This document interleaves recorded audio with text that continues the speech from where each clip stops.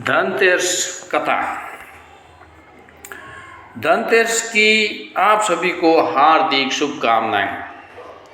धनतेरस हम प्रतिवर्ष बड़ी धूमधाम के साथ में मनाते हैं और धनतेरस को कुछ चीज़ें लाते हैं घर पर।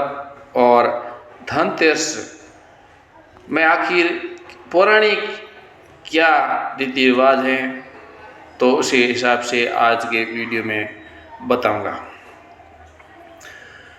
भगवान धन्वंतरि का प्राकट्य दिवस है और विष्णु पुराण और भागवत पुराण के अनुसार एक बार देवताओं और असुरों के बीच अमृत प्राप्ति की होड़ मची और अमृत पाने के लिए भगवान विष्णु की सुझाव पर देवता और असुर मिलकर समुद्र मंथन करने का निर्णय लिया। इस मंथन में मंदराचल पर्वत को मथानी और वासुकी नाग को रस्सी के रूप में उपयोग किया गया। इस प्रकार से ये पौराणिक कथा है जो मैं आपको शॉर्ट में बता दी, लेकिन आगे भी इसमें पौराणिक कथा में इस वो समुद्र मंथन हुआ, उसमें क्या क्या निकला, उसकी क्या उपयोगिता, उसके बारे में आपको पूरा वीडियो देखना पड़ेगा। तो पूरा वीडियो देखिए, वीडियो को लाइक कीजिए और चैनल पर नए हैं तो वीडियो को चैनल को सब्सक्राइब कीजिए और वीडियो को शेयर कीजिए। कार्तिक मास के कृष्ण पक्ष की त्रयोदशी को धनतेरस मनाया जाता है। 2025 में धनतेरस का पर्व 18 अक्टूबर शनिवार को मनाया जाएगा और मना रहे 18 अक्टूबर शनिवार को है। और ये शनिवार हमें धनतेरस के रूप में जीवन में आगे बढ़ने के लिए इसकी पूजा का विधान है। और ये दीपावली से पहले इसमें बहुत तरह की खरीदारी, कोई क्या बोलते, कोई बोल रहे ये 5 चीज़ें लाओ, कोई बोले ये 11 चीज़ लाओ, कोई क्या बोलते। अलग अलग रीति रिवाज, अलग अलग संत संप्रदाय, समुदाय, क्षेत्र विशेष के हिसाब से अलग अलग पद्धति होती है। धन कुबेर जी, लक्ष्मी पूजा वगैरह बहुत सारी सामग्री और इसमें होता है। समुद्र मंथन जो हुआ था जिसमें देवताओं और राक्षसों ने 14 रत्न कालकूट विष से अमृत, तो आखिर क्या क्या निकला था इस समुद्र मंथन में। भगवान धन्वंतरि भी इसी तिथि पर समुद्र मंथन से प्रकट हुए थे। धर्म ग्रंथों के अनुसार कार्तिक मास के कृष्ण पक्ष की त्रयोदशी तिथि को धनतेरस का पर्व मनाया जाता है और मान्यता अनुसार भगवान धन्वंतरि इसी दिन पर समुद्र मंथन में अमृत कलश लेकर प्रकट हुए। समुद्र मंथन की कथा अनेक धर्म ग्रंथों में बताई गई है और समुद्र मंथन से कुल 14 रत्न निकले। इनमें कुछ असुरों ने अपने पास रखे तो कुछ देवताओं ने। असुरों और देवताओं ने समुद्र मंथन किया तो आखिर उसमें कौन कौन से रत्न निकले।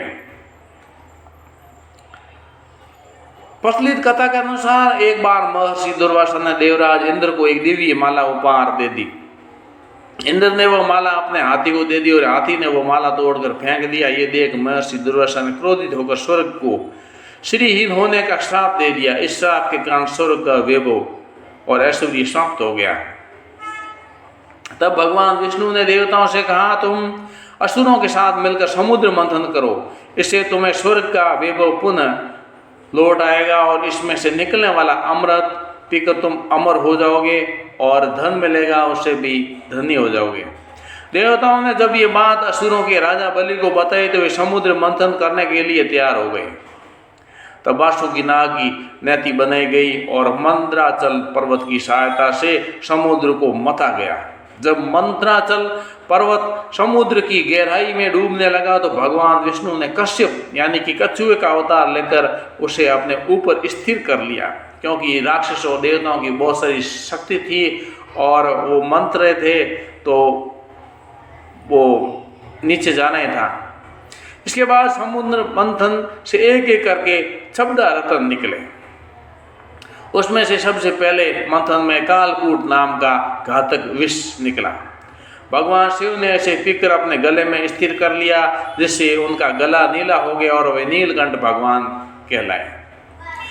दूसरे नंबर की चीज समुद्र मंथन में से कामधेनु गाय निकली। इसे ब्रह्मावादी ऋषियों ने ले लिया पाल पोषण सेवा करने के लिए। तीसरी समुद्र मंथन से चीज मिली उच्छिश्रवा घोड़ा निकला। इस दिव्य घोड़ा सफेद रंग का था और इसे असुरों के राजा बलि ने ले लिया। चौथी चीज समुद्र मंथन से ऐरावत निकला, जो देवराज इंद्र ने रख लिया।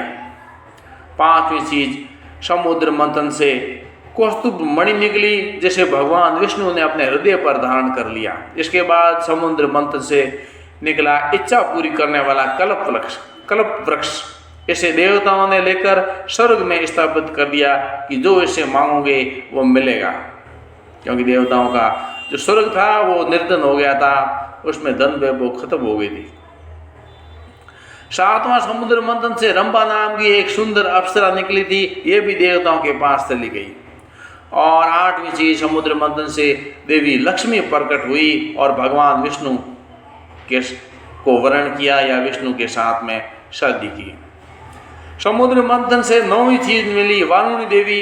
इसे देवताओं ने ले लिया और वारुणी का अर्थ मदिरा यानी कि नशा, शराब, क्योंकि वो राक्षसों का था वारुणी। और 10वीं चीज समुद्र मंथन से चंद्रदेव निकले, जिन्हें भगवान शिव ने अपने मस्तक पर धारण कर लिया। और 11वीं चीज समुद्र मंथन से परिजात वृक्ष, यह भी देवताओं के हिस्से में गया। इसके बाद समुद्र मंथन से दिव्य पंचजन्य शंख, जिसे भगवान विष्णु ने ग्रहण किया। और 13 नंबर अंत में भगवान धन्वंतरी अपने हाथों में अमृत कलश लेकर निकले। 13 नंबर धन्वंतरी और 14वां नंबर अमृत कलश। और भगवान धन्वंतरी स्वयं अमृत कलश भी रत्नों में शामिल है। इस प्रकार से ये 14 रत्न हैं वो समुद्र मंथन से निकले। और फिर ये जब अमृत कलश निकला तो उसमें छीनने का प्रयास शुरू हुआ। और इस छीनने की लड़ाई में राक्षसों और देवताओं के बीच में भाग दौड़ हुई, लड़ाई हुई, आगे दौड़े पीछे दौड़े।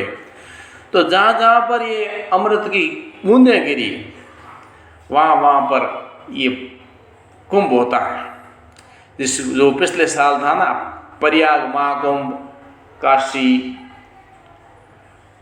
प्रयाग, हरिद्वार और नासिक, इन जगहों पर ये कुंभ होता है। और क्योंकि यहाँ पर अमृत की बूंदें, वो लड़ाई थी देवताओं और राक्षस की अमृत पाने के लिए, क्योंकि जो अमृत पी लेगा वो अमर हो जाएगा। इस प्रकार से ये 13 और 14, 13 नंबर और 14 नंबर, 13 नंबर धन्वंतरी खुद, इसलिए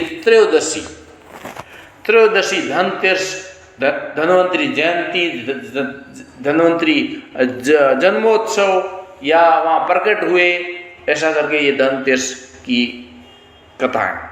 और साथ में अमृत का कलश लेके, यानी कि जिसको अमर होना। और वर्तमान में आदमी की उम्र कम है तो अमर तो क्या होगा, लेकिन जो उसके जीवन में है, जैसे हम कोई 5 चीज़ लाते हैं, भाई हमारे घर में लक्ष्मी आए, झाड़ू लाए, और दूसरा कुछ ये धनिया, आका धनिया लाए, हल्दी की गांठ लाए, कोई सुपारी लाए, कुछ